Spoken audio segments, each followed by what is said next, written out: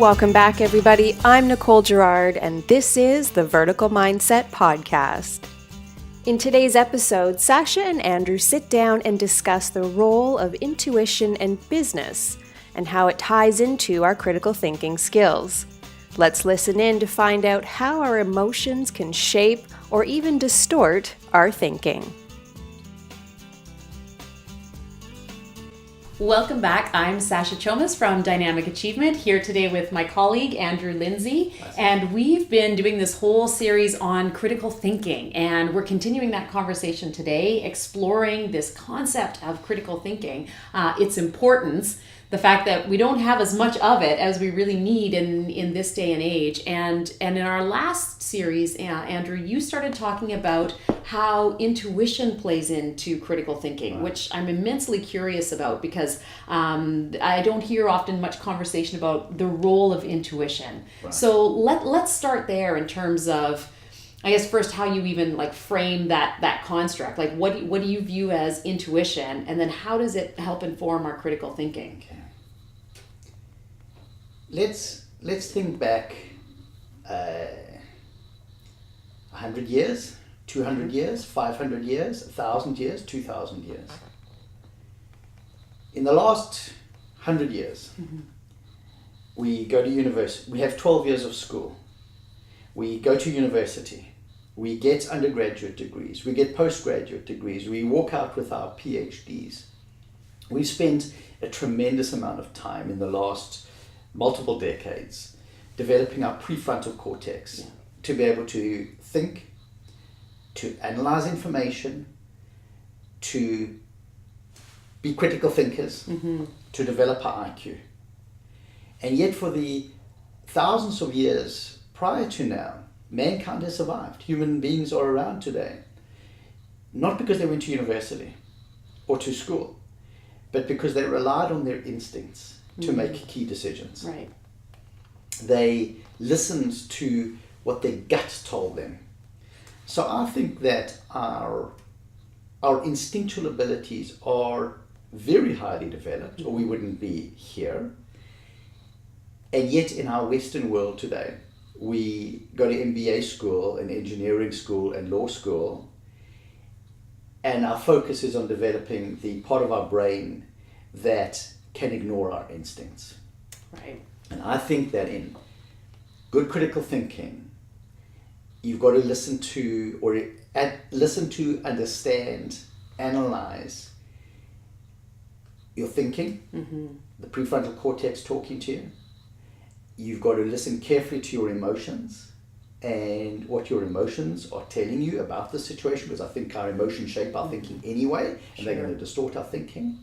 We've got to listen very carefully to our intuition. What does our gut tell us? Right. And the intuition is not, what does our gut tell us? Let me just analyze that. It's instinct. At a very fast decision-making process, what seems to be the right thing to do? Right. And if our instinct tells us one thing, then to go and explore it. So why? Now we can use our prefrontal cortex to kick in and see what was our instinct trying to tell us. I think the MBA way of thinking, where everything is a business case, is in many ways manipulative. Right. Because our prefrontal cortex is so well developed. I think we just go and we find a lot of data to support the decision that we would have already made in the beginning. Isn't that the truth?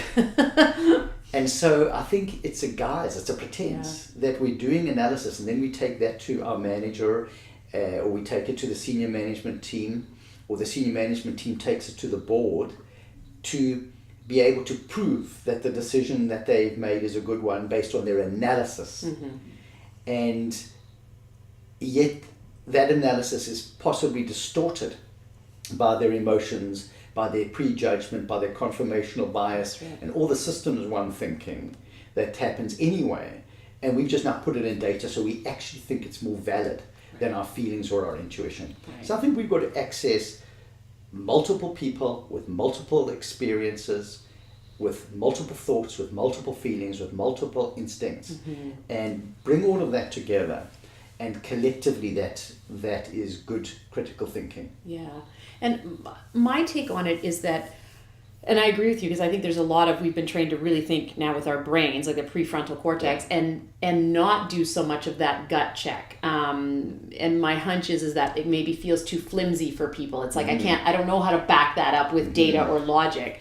So in some cases, I think a lot of people, or at least some people in my experience, have lost touch with what is my gut telling me? What is my intuition? So what would you suggest for people in terms of how to even be aware of their intuition, and certainly how to develop their intuition so that it becomes a real primary source of information? So if we go on the premise firstly that intuition has probably ensured our survival, we've got it. We've all got it. Yeah. You walk down the street and you don't bump into people all the time. You somehow know which way to cross. Yeah. You're not using your prefrontal cortex to say, let me just analyze their body language here and work out Where I think they're going to go. You don't do that. So you're not using your prefrontal cortex to make that decision how to cross a street when people are all walking down. You just know instinctively how to do that. So I believe we've all got this intuition. When I work in businesses, and there are businesses and teams that they show up as very logical, very analytical, one of the things I ask them to do is, if they've got an issue, within about a quarter of a second say, what's the solution here? What do we need to do? Right. And they've got literally a quarter of a second to make a decision, put it down, declare it. Right. And then go and do all your analysis. And look at how closely your analysis and your prefrontal cortex thinking matched your gut instinct that you came up with in less than a quarter of a second and didn't require a business case. Yeah. So I encourage people to do that and to actually declare their instinctive solutions or goals or instinctive understandings of what's going on with issues, including root cause analysis. Just in a quarter of a second, Sasha, what do you think the issues that's causing this here, the primary issue? Right. And just put it down, declare it, and then let's go and test for it. And what have you seen then in the testing? Like, what are some of the results that you've seen in terms of how close or how far off people's intuition might have been? The shocking thing is it's unbelievably high. I was working with a vice president of marketing a little while ago. He was very high on the intuition, the creativity, the innovation. He's quite a disruptive kind of thinker, which often goes along with his field, so it was very appropriate. But he'd been working in a business, in a financial institution, where everything was around analysis and business cases and proving, etc., etc. And so when we covered this with him around use of intuition, he said he felt liberated. And I worked with him for a period of time then, and I said to him, okay, so from now on, with the next key few decisions that you need to make within the business, I want you to declare your intuition up front, and then go away and do all what you had to say. And I was seeing him on quite a regular basis. He was saying this, what was so refreshing is he was getting it right the first time. And then he actually just proved to himself that his analysis and his business cases were just substantiating what he knew right from the beginning. And he wasn't often finding data, and this could be confirmational bias again, he wasn't often finding data that negated his initial instinct. Right. Well, that's an interesting one too, right? Because which leads me to wonder then, if people say, okay, well, my gut says do this, then how quickly might confirmation bias kick in? So now I'm actually only gathering the data to support my intuition, which again means we're not actually thinking critically. That's right. So I wonder again how you might caution people against falling into that trap of only looking for the evidence that supports their intuition. Part of the a leadership competency, which is called personal objectivity, is, and this I believe is part of critical thinking, my gut says this, then ask yourself, what is the evidence that could prove me to be wrong? So go and look for evidence that either your analysis or your gut could be wrong, and actively solicit it. So that means you have to ask people who are actually going to disagree with you. If you think about the limbic brain can't wait to hang out with people who make them feel safe, who are going to agree with them. So what we'll so often do is we'll go and consult with people who we know are going to agree with us, because that makes us feel good, and then we're all nice and collaborative here.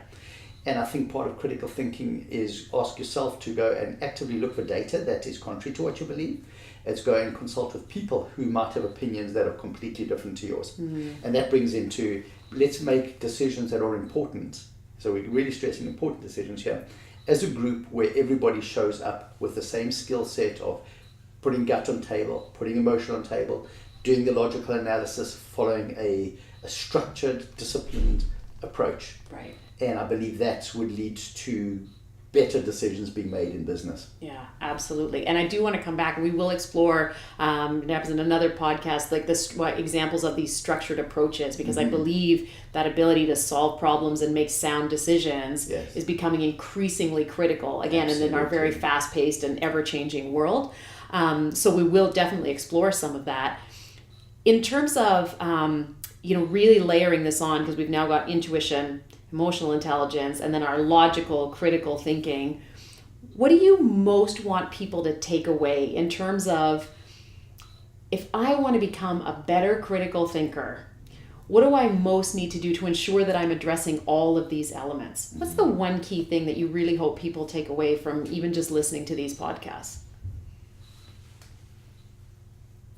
I think step one is self-awareness.